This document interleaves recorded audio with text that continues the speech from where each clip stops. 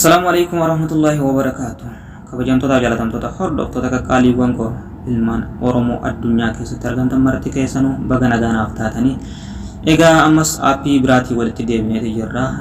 Aappiin har'aan tana qabadee isin dhufe immoo aappii durirra adda aappii jabaa aappii akkasuma koodii qabu aappiin koodii qabu fi aappiin koodii hin qabne garaagaraa. Aappiin koodii qabu fakkeenyaaf daqiiqaa hanga dalagee duba deebuu qaba.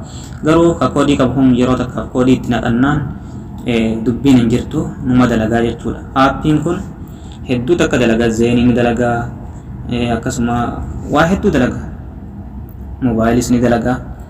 Aappii hedduu takka bareedaati. Akkaataan itti fayyadama isaatis salphaadha. Isteeppiin isin garsiisu yoo hordoftan itti fayyadamuu ni dandeessan isiniin jedha. Aappiin kun hundi zeen irratti ni dalagaa jechuudha. Zeen irratti akka ajaa'ibatti dalaga. Warroonni shabakaa bilaashaa dhabdanii rakkataa jirtan chaanaala keenya qaba subscribe gochuudhaan akkasuma gama TikTokitiin follow godhuudhaan nu hordofaa isiniin jenna. Warroonni gama TikTokitiin nu hordoftan ammoo viidiyoon kun yoo guutuun isaa isin mul'atu baates guutuun waan hin maxxanfamneef TikTokii profaayilii TikTok jala chaanaala keenya jira. Achirra seenuudhaan gabbuufattanii achirra seenuudhaan gama chaanaala kiyyaa isin fidaa. Chaanaala kiyya subscribe godhaa, viidiyoo tanas like godhaa. Wanta naaf jedhaa jirtan kana aappiin kun akka ajaa'ibatti dalagaa. Warri zeenii keessaa qabdan fakkeenyaaf amma zeenii keessaa qabaa jawwis akka ajaa'ibatti dalaga. Paaspoortii qaba ammoo paaspoortii qaba. Paaspoortii isaa itti naqattanii isiniif himaa. Achi booda zeenii irra eega kaayyattanii booda bakka connectii ijoo kanarratti tuqxanii akka ajaa'ibatti dalagee jira.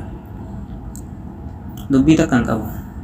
Duban deebuu hin dhaabbatu yoo isin cuftan malee hin dhaabbatu. Akkasii hedduu takka dalagaa bakka kanarratti tuqxanii achi booda gubbattis qulfii isiniif baasaa. Connected jedhee dalaginaan halas akka ajaa'ibatti dalagaa jechuudha. Bakka kanattis hijaabuu eegala akkuma agartan. Akka ajaa'ibatti dalagaa. Kanaaf buufadhaa isin jenna. Aappii kana eessaa arganna warra jettan aappii liinkii isiniif erga. Liinkii isaa telegiraama kiyya jala isiniif kaa. Telegiraama kiyya immoo warri hin qabne telegiraama keessan irra galtanii billoo ta'uu yoo jettanii itti barreessanis ni argattanii. Iddoo sarchiidhaa kanarra dhufuudhaan asirra dhuftanii fakkeenyaaf billoo ta'uu jettanii itti barreessan kun kana nama fiiguutu fuuldura isaa jira. Chaanaala ammaan tana banee gama chaanaalaatiin nama 50 qofaatu joohin godhe. Kanaaf sinaatii joohin godha akka giseen asirraa isin gadhiise salphaatti isin bira ga'uuf.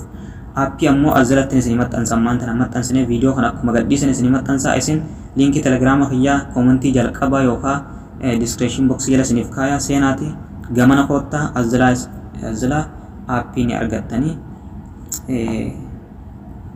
Ammumaan tana osoo isin agartanii isin maxxansa aappii hunoo telegiraama irratti na hordofaa ammumaan tana. Hayyee egaa hunoo aappii isiniif maxxanseetiin jira. Aappii telegiraama kiyya irratti isiniif gadhiiseetiin jira. Aappiin isa kam yoo jettan aappiin isa kana jechuudha. Aappiin bakkumaan sarara diimaatti mara kana harkaan gattuu bitanii achi booda barbaadeeti gidee lakkaayeeti isinii dhumataa install godhattanii install gidee gootan ol isiniif baa paaswordii isin gaafata.